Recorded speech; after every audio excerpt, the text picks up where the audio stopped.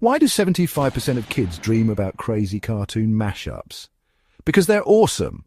Once upon a time in the Mushroom Kingdom, Mario was feeling a little mischievous. Instead of rescuing Princess Peach, he decided to kidnap SpongeBob SquarePants. Yep, you heard that right. Our favourite plumber snatched up SpongeBob right from Bikini Bottom. With SpongeBob in tow, Mario zoomed off to Bowser's castle. Now, Bowser isn't known for his culinary skills, but today was different. Mario handed over SpongeBob and said, "Here you go, Bowser. Dinner is served." Bowser, with his fiery breath and big appetite, took one look at SpongeBob and chomp. Down the hatch he went. But wait. SpongeBob's spongy goodness made Bowser start hiccuping bubbles. Mario couldn't stop laughing, and SpongeBob was having a bubble-tastic time inside Bowser's tummy. And as for Bowser, well, let's just say he learned that sponges might not be the best snack. So, kids, remember, adventure can happen anywhere, even in the wildest mashups. Stay tuned for more crazy tales. Until next time, keep imagining. Once upon a time in Toontown, Mickey Mouse was not a nice guy. Not anymore. He used to be all smiles and laughter. Now he was just angry, all the time. Peppa Pig, on the other hand, was having a great time. Life was good. She loved jumping in muddy puddles. She loved hanging out with Susie Sheep. One day, Peppa was visiting Mickey. Mickey had promised her a special surprise. Peppa was so excited. Little did she know Mickey had other plans. Dark, dark plans. Mickey was tired of Peppa's popularity. He was the bigger star. At least, he used to be. He lured Peppa into his garage. He told her the surprise was in a box. Peppa, being naive, believed him. As Peppa reached for the box, Mickey grabbed a nearby mallet. This was it. This was his moment. Mickey listed an item on eBay. Slightly used pig plush toy. He even took photos. He knew how to stage them to make it look like Peppa was just a toy. He started the bidding at 99 cents. He knew people would be interested. After all, who wouldn't want a one-of-a-kind Peppa Pig? He laughed, a cold, heartless laugh. This was way easier than he thought. Daddy Pig was furious. Someone had bought his little Peppa. On eBay? What kind of sick joke was this? He tracked the seller, some guy named M. Mouse. He knew that name. He drove to the address. He pounded on the door. The door opened. It was Goofy. "Ahiak! Can I help you?" Daddy Pig pushed past him. He saw Mickey. This was it. But before Daddy Pig could speak, Goofy shut the door and locked it. He turned to a shocked Mickey and whispered, "You did what?" Hey everyone, today I've got a wild story for you by, picture this. It's Jenny Wakeman's birthday, and who better to crash the party than Bugs Bunny himself? That's right, Bugs Bunny shows up, and guess what? He's brought her the ultimate gift, a brand new PS5. But wait, there's more. Being the trickster he is, Bugs has a little surprise up his sleeve. He calls in the minions for a secret plan B. Now you know things are about to get crazy when those little yellow guys get involved. Chuckle. So, Bugs Bunny, in his typical fashion, excuses himself saying, "Hey, I need the toilet." But instead of heading to the bathroom, he sneaks off to grab some snacks. Classic Bugs, right? While Bugs is munching away, the minions burst in. They're causing absolute chaos. They're bouncing off the walls, flipping tables, and creating mayhem like only minions can. It's a wild scene. But don't worry folks, it's all in good fun. Bugs Bunny eventually comes back, and with his carrot in hand, he's able to calm everything down. The party ends with laughter, and even Jenny can't help but laugh at the madness.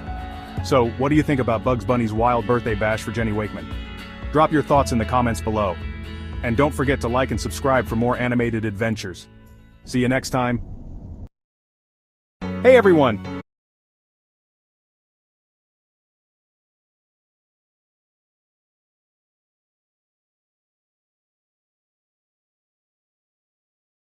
Hey everyone! Today I'm diving into an epic showdown. Sonic and Rayman versus Mario and Jenny Wakeman at the movies. So, picture this. Sonic and Rayman are super hyped to watch Toy Story at the cinema. But then, Mario shows up at the door and says, "You can't come in here." Sonic, being Sonic, tells Mario to piss off. Poor Mario's left all sad. But Mario's not one to give up easily. He calls in the reinforcements. Jenny Wakeman, aka XJ9. Things are about to get wild. 7 minutes into Toy Story, the screen flickers. And boom, suddenly, it's Saw instead of Woody and Buzz. Sonic and Rayman are like, what the heck? Rayman's all, this movie was good. Sonic, though, is on the case. He quickly figures out it's Jenny behind the switcheroo. Sonic's not having any of it. He picks up his phone and calls Jenny's mom. I mean, classic move, right? Jenny gets grounded. And just like that, Toy Story's back on. Crisis averted, and our heroes can finally enjoy their movie night. So, what do you think? Who would you side with in this cinematic clash? Let me know in the comments below. Don't forget to like, subscribe, and hit that bell for more awesome content. Catch you next time. Exposing the chaos when Thomas the Train and Peppa Pig just wanted some fried chicken. So Thomas the Train and Peppa Pig decide they want a feast. Naturally, they head to KFC for some delicious fried chicken. Enter Raymond, the limbless hero from the video games, now working the counter. Thomas says, "I'd like some fried chicken, please." But Raymond mishears and thinks Thomas said, "kid's blood." Yes, you heard that right, kid's blood. Raymond is utterly gobsmacked. "Are you insane?" he asks. Thomas, completely clueless, replies, "No, just really hungry." Raymond, still confused, shrugs and heads to the kitchen. 3 minutes later, Thomas and Peppa get their order. Raymond proudly presents their food, saying, "Here you go." Thomas looks in the box and his eyes go wide. "Why is there blood?" he exclaims. Raymond, bewildered, responds, "But you wanted kid's blood, right?" Thomas, now realizing the mix-up, shakes his head vigorously. "No, I wanted fried chicken." Raymond, looking embarrassed and a bit fried himself, rushes back to the kitchen. In the end, Thomas and Peppa finally get their fried chicken, and Raymond learns a valuable lesson in listening skills. And that's how a simple KFC run turned into a hilarious disaster. Cheers to misunderstandings.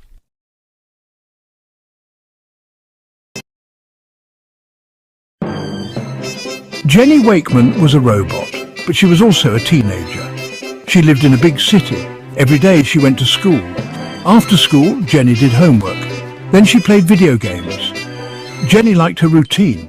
It was safe, it was normal. Oil and outrage. One day everything changed. Jenny was walking home, the sun was setting. Suddenly something crashed in front of her. It was Red, the angry bird.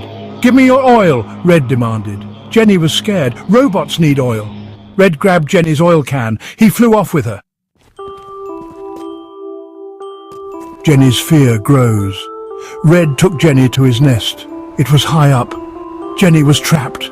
She wanted to go home. She missed her mom. She missed her video games. "Let me go," Jenny yelled. Red just laughed. He was counting his stolen oil. Jenny was all alone. She felt tears welling up. Would anyone find her?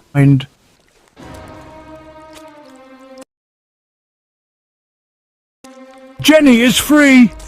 Suddenly there was a noise. Sirens wailed. Red got scared. "The police!" he shouted. A police helicopter flew towards them. A police officer jumped out. He grabbed Red. "You're under arrest," he said. Jenny had never been so happy to see a police officer. She was safe!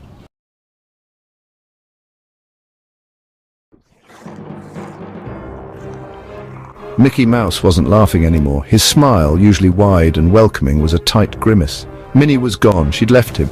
Tired of his inability to hold down a job, tired of the empty promises. "Get a job, Mickey," she'd said. "A real job." He'd tried, he really had, but who wants to hire a mouse? He'd swallowed his pride, joined Goofy at the lumber mill. That lasted a week. "Too clumsy," the foreman had grunted. Despair clawed at him. He needed money, fast. That's when he saw her on TV. Jenny Wakeman, teenage robot loaded with tech. It seemed so easy at first. A quick in-and-out job. He'd slip in, grab some gadgets, pawn them. He wouldn't hurt anyone, just borrow a little. But desperation has a way of twisting good intentions. Night fell. Crickets chirped. Mickey snuck towards the Wakeman house, a dark silhouette against the moonlit sky. He picked the lock, his heart pounding. Inside, the house hummed with futuristic energy. He crept through the halls, past holographic displays and self-dusting furniture. He found it. Jenny's workshop. Tools gleamed under the bright lights. Spare parts lay scattered around. He pocketed a jetpack, a shrink ray. Anything he could carry. The floor creaked. He froze. Jenny blinked, her robotic eyes adjusting to the darkness. Someone was in her workshop. "Hello?" she called out, her voice echoing in the stillness. She saw him then, a small, shadowy figure dashing out the window. "Hey!" she shouted, anger flaring. Her metal hand clenched into a fist. Her workshop was in disarray. Tools were missing, parts scattered everywhere. She recognized him immediately, Mickey Mouse. The shock was almost unbearable.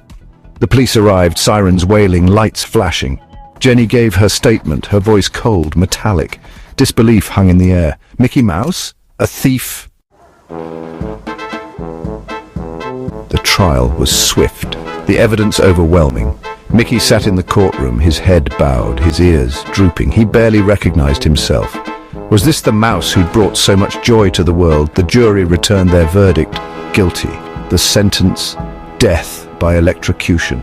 The news sent shockwaves across the globe. Mickey Mouse sentenced to death, it seemed impossible, yet there he was, strapped to the electric chair, his eyes wide with fear. As the current surged through him, he thought of Minnie, of his friends, of the life he'd thrown away. It was a fall from grace more shocking than anyone could have imagined. Mickey Mouse, the icon, was no more. Exposing the wildest gym showdown ever. Why are there not more people talking about Bugs Bunny and Mario lifting weights? Alright folks, picture this. Bugs Bunny, our favorite wisecracking rabbit, decided to get some gains at the local gym. He strolls in, carrot in hand, ready to pump some iron. But guess who's there hogging the bench press? Mario? Yeah, that's right, the mushroom-munching, princess-saving plumber himself. Now you'd think Mario would be a polite guy, right? Wrong. He's cutting in line like it's a warp pipe to the next level. Bugs, being the cool cucumber, or should we say carrot, he is, politely taps Mario on the shoulder. What does Mario do? He snaps. "It's a me, Mario," he yells, swinging a dumbbell. But Bugs Bunny ain't having none of that nonsense. Quick as a hiccup, he whips out an oversized mallet from who knows where. With a swift swing, thwack! Mario's seeing stars, coins, and maybe even a few Goombas. And just like that, Bugs Bunny saves gym etiquette, one mallet swing at a time. So next time you're at the gym, remember, always wait your turn, or you might just get a visit from old Bugs himself. Ain't that a stinker? Stay tuned for more wacky adventures, folks. And remember, if you see a rabbit with a carrot, you better watch out. Hey everyone. Today, Sonic and Uzi Doorman are teaming up to play, a game. But not just any game, a terrible game. Yeah, you heard me right. Sometimes you just gotta dive into the dumpster fires to appreciate the gems. So imagine this. Sonic with his lightning speed, and Uzi Doorman with his door skills. Anyway, they're navigating through this glitchy, barely playable mess. The graphics, oh man, they look like they were pulled straight out of a 1990s fever dream. And the controls, let's just say a potato would work better. As Sonic zips around at the speed of sound, he's constantly bumping into invisible walls. Uzi's trying to open doors that lead to nowhere. And we can all hear their frustrations, trust me. "What is this?" Sonic shouts. "A door to another dimension." Uzi jokes, trying to lighten the mood. But here's the thing, folks. It's not just about how bad the game is. It's about seeing our favorite characters struggle, laugh, and somehow make the best out of a bad situation. Sonic's quick-witted remarks and Uzi's deadpan humor make this train wreck surprisingly entertaining. In the end, they may not beat the game, but they sure have a blast trying.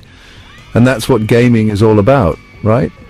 So buckle up, hit that like button, and let's dive into this disaster together. Catch you in the next one. This is why you need to listen to your teachers, even if you really, really want to play your PS5 playful.